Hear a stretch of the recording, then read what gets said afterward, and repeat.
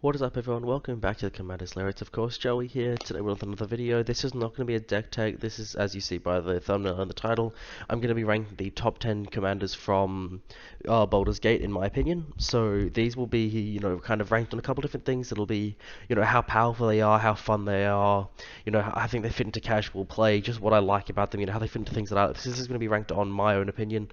It's not going to be based on power level because that's just not really how I wanted to do it. These are just kind of ones that I think are going to be interesting commanders, and I'm going to tell you why I'm going to think that, and then maybe go through, why they might also be powerful and have some other things about them that are quite good. And this is just going to be I believe that these are all multicolored commanders from the new set. If you guys want to see them for, any monocolored or just, the background commanders, or if you want to see a tier list of my favorite backgrounds even, just let me know and I'll make sure to do that for you. Otherwise, we'll just get straight into the video. Coming in at number 10, we have Raga Draga Ghoul. That's boss, so it's 2 and then Gruul for a 4/4 human boar. Each creature you control with a mana ability gets +2/+2.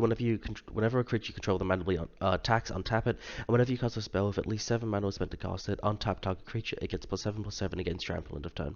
So this is great. It's adding a bit of a, like some kind of a buff and a win con-ish to those mana dork tribals, adding a bit of an attacking element so you can, use cards like Llanowar Elves for some sort of a win. And then additionally it has that end ability, so this is, that probably used for playing, really big spells. So you can use any of the Eldrazi, like Bane of Baldur or Eldrazi Devastator or just any of those kind of big hitters, if you want to do some kind of an Eldrazi tribal. Otherwise there are heaps of, great big creatures in green. Regal Force, there's a million, I can't even think of them right now. Terastodon, Apex Devastator, Archetype of Endurance, just any of those really, really big creatures that are going to swing out and do some massive damage. Probably a lot of damage-based things, giving them tramples. You don't need creatures to trample, just a big hit beater that can swing over. And so then we can also cast, heaps of just massive spells and just pump through for the win with commanders like that. At number 9, we have Zevlor Elturel Exile. So Zevlor is 1 and then Grixis, so 4 mana for a 4/2 Tiefling Warrior with haste, and has 2 and tap. Whenever you next cast an instant or sorcery spell that targets a single opponent or a single permanent opponent controls this turn, for each other opponent, choose that player or opponent they control, copy that spell, and the copy targets the chosen player or permanent.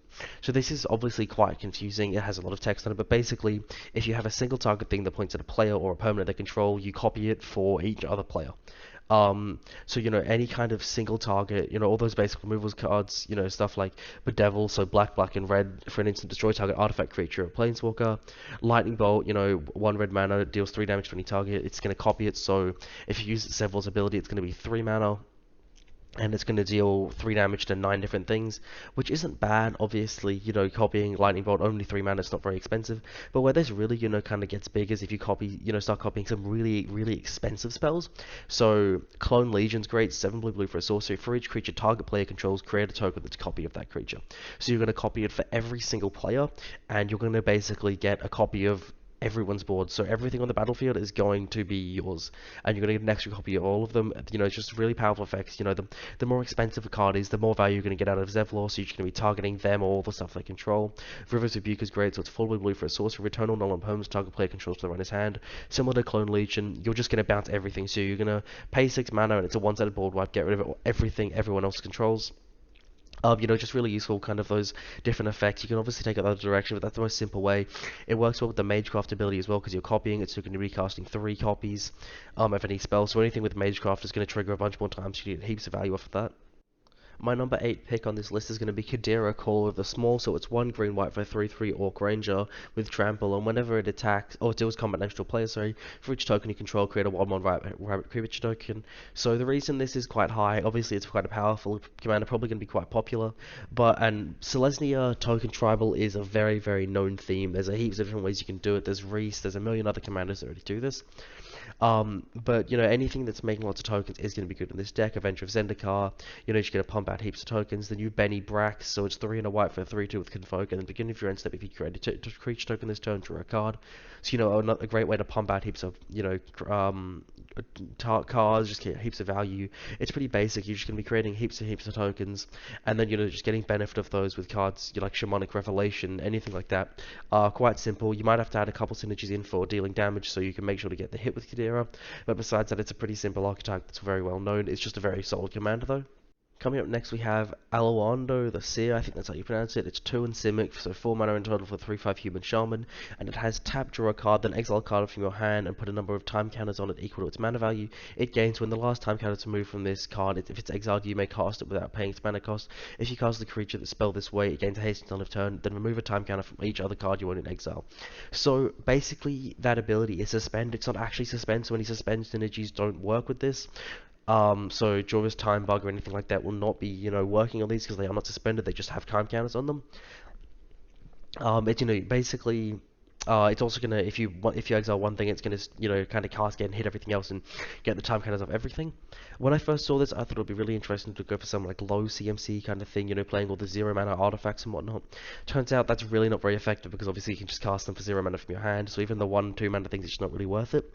The main theme that realistically is going to be working for Aloando is playing lots of tap and untap synergies. So Clever Conjurer is anyone from Dungeons & Dragons, so it's 2 and a blue for a 2/3, and it has untapped target permanent not named Clever Conjurer activated on these a sorcery. Fate Stitcher. There are heaps of cards like this. Anything that's just untapping heaps, so you can basically just constantly use Aloando's ability and just cycle through, exiling as many cards as you can, just churning through your deck, and then reducing the time counters to cast out big creatures like Apex Devastator, Deep Sea Kraken, any of those really expensive threats. Just getting them out as soon as possible without having to pay their mana cost, and just churning through like that. Heaps of value from that. It seems like a really, really interesting deck. At 6, we have Mirim, Sentinel Worm. This is obviously the most popular commander in the set. The reason I have it at 6 is because I don't think it's very interesting. I built a Changeling Tribal deck with this. The link will be in the description if you guys want to go see that. But basically, I think that's the only way you build this deck where it's kind of out of the norm. Basically, all it lends itself to is obviously doing Dragon Tribal, which is fine. It's just not very interesting. It doesn't have a very big design space. So it's 3 in Temur, so 6 mana for a 6/6 Dragon Spirit with Flying and Ward 2. And whenever another non-token creature ETBs under your control, create a token that's a copy of it, except the token isn't legendary if that dragon's legendary. So we get a double up of all of our creatures, including those legendary dragons. So we're going to be playing any of those cards that do have lots of not really nice effects. There are heaps of them in the Magic's history. The good thing about dragon decks is you can play any cool dragon you like because there's so many of them, and they're going to be doing so many cool things that you can kind of pick your own theme and just use all the crazy dragons you like. Whether that's some of the newer dragons that I went for, like Lazan, getting nice value off of that, or using kind of the older ones like Clouth, or Clouth is even still pretty new, but there's just heaps of them. Drakaseth, More Flames, is 4 red for a 7/7 dragon. When it attacks, it does 4 damage to any target and 3 damage up to 2 more targets. So getting 2 triggers of that, it's going to deal 8 damage. It's basically what this deck is going to be doing is doubling the power of the dragon deck. So it's going to be taking that archetype and making it even better because it's going to get everything twice, using all those crazy abilities that all the dragons have and getting double the value out of them. Coming up next, we have Nine Fingers Keen. I also have a deck list for this. It is on my channel. It might not be on my channel yet, but I have got the video coming out very soon. So this is number 5. It's 1 in Sultai for a 4/4 human rogue with Menace and Ward, Pay 9 life. So this is basically never getting targeted. And when it deals combat damage to a player, you may look at the top 9 cards of your library. You may put a gate from among them onto the battlefield, so that's just nice kind of value there. They do gates into tap, which is unfortunate, but at the same time it's nice. Value when it deals damage, we get to ramp a bit. And then if you control 9 or more gates, put the rest into your hand. Otherwise, put the rest of the bottom of your library in any order. So if we have 9 or more gates, which is a lot of them, we basically get to draw 8 to 9 cards, which is incredible. There are 11 gates in Sultai at the time, so it's quite hard to get working. There's heaps of the old ones, there's a bunch of new ones as well. You're going to be playing all the kind of gate-based ramp like Circuitous Fruit and Gate Creeper Vine, anything like that just get heaps of gates out. The way I also like to build this is with a bit of a like a landfall theme using Rampaging Bailiffs and all the other typical known archetypes of landfall to just pump out heaps of lands. Hopefully even get the critical mass of gates as well, using both those themes in tandem to get value both off of our commander and off general land synergies. Right before I get into the next one, I just want to mention that 90% of you guys are not subscribed, so make sure that you subscribe if you want to see more videos. It does heaps for the channel. I just consider subscribing. Anyway, on to number 4. It is Mahadi, Emporium Master. So it's 1 in Rakdos for a 3/3 Cat Devil. Beginning of your end step, create a treasure token for each creature that died this turn. So this is kind of adding a bit more of an explosive, kind of interesting turn into Rakdos. Rakdos normally gets quite bad legendaries. I don't know if you guys have ever tried to build a Rakdos deck. It gets a bit boring. This adds it to the archetype of aristocrats, but it kind of gives a bit more of an interesting flair to it. So We're getting one for each, so we're going to be trying to sacrifice as many creatures as we can, so we can get as many treasure tokens as possible. Sacrificing heaps of creatures, your cards like Mayhem Devil, pinging people off of that, getting value.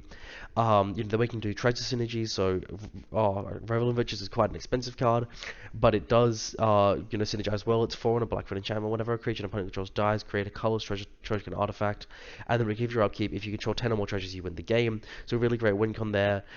Basically going to be using as many ways to create as many tokens as possible, and then sacrificing them all for heaps of value, using all the kind of general synergies to just pump out heaps and heaps of tokens, and make sure they are creatures, of course, not artifacts, because they will not trigger Mahadi.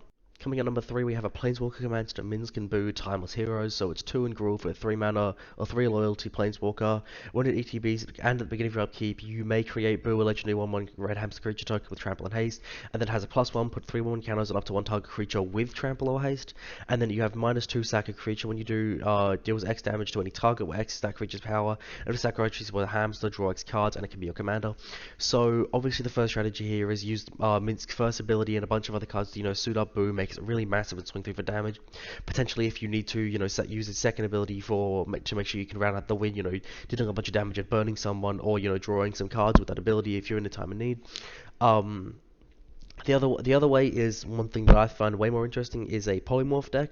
So using cards like Transmogrify, so it's 3 and a red for a sorcery, exile to a creature. That creature's control reveals cards from the top of their library until they reveal a creature card. That player puts that card to the battlefield and shuffles the rest of the library. So you can obviously target your Boo. You're going to make sure that you have this every single turn. Play literally 0 small creatures in this deck, except for absolutely massive creatures. those Eldrazi's like the Breaker of Armies, the Bane of Baldur, stuff like that.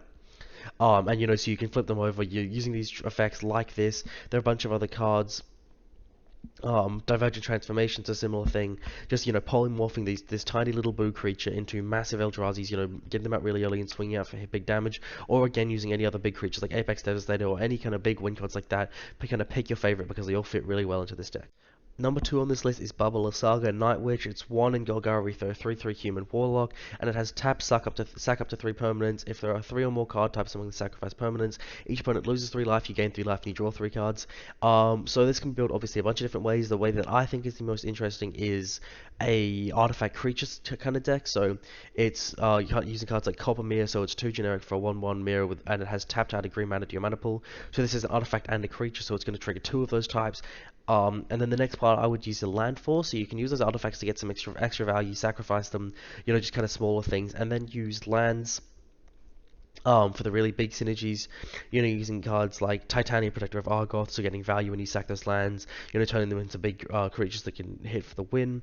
Otherwise, just a bunch of small little artifact creatures like, Ornithopter, anything that can kind of, get some heaps of value. Then maybe into the lands that can return themselves, like Drown Your Temple. But basically just running everything you think that can possibly, trigger all those artifact creatures. Have a bunch of synergies for those, things that benefit of having those die, and then also just, sacrificing those lands and having heaps of ramp to make up for that in the deck. So coming up at number 1 for my favorite card, or my favorite commander from the whole set, is going to be Elminster. So this is the most popular, but I just really like it. It's doing pretty well. It's 3 in Azoria, so 5 mana for a 5 loyalty Planeswalker. Whenever you scry, the next instant or sorcery spell you cast this turn costs X less to cast, so X the number of cards looked at while scrying this way. And that ability stacks, so as long as you don't use instants and sorcery, as long as you're using creatures to scry, that will stack up, and the next things that you scry, the next spell will cost way less. It has a 2 loyalty, or increased by 2 loyalty to draw a card, then scry 2, and then a -3, exile the top card of your library. Create a number of 1/1 blue fairy creature tokens with flying for cards mana value, and this can be your commander.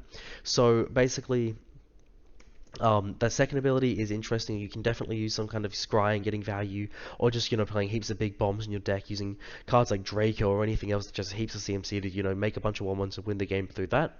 Or the way that I built it is using more of the scry ability, so cards like Force C, so it's 3 and blue for sorcery, scry 4, then draw 2. So, drawing heaps of cards the entire game, using all these cards that draw cards and scry us. There's heaps of them, especially in the new sets. Netherese Puzzle another great one. Just, drawing heaps of cards, scrying heaps, getting massive value, and then making sure that we have one of those win cons in our hand, and then casting massive spells like Mnemonic Deluge, so it's 6 blue for a sorcery, exile target instant or sorcery from a graveyard, copy that card 3 times, you may cast the copies without paying their mana cost, and then exile Mnemonic Deluge. So once we scry, got this card to the top, make sure it's in our hand after we've been drawing heaps, We can cast it for, hopefully maybe even as low as 3 mana. That's not even that too hard to, kind of guess to get to in this deck. And then, just cheat out that spell, do some crazy massive effects with all the, interesting sorceries and Azorius, and punch out the win through cards like that.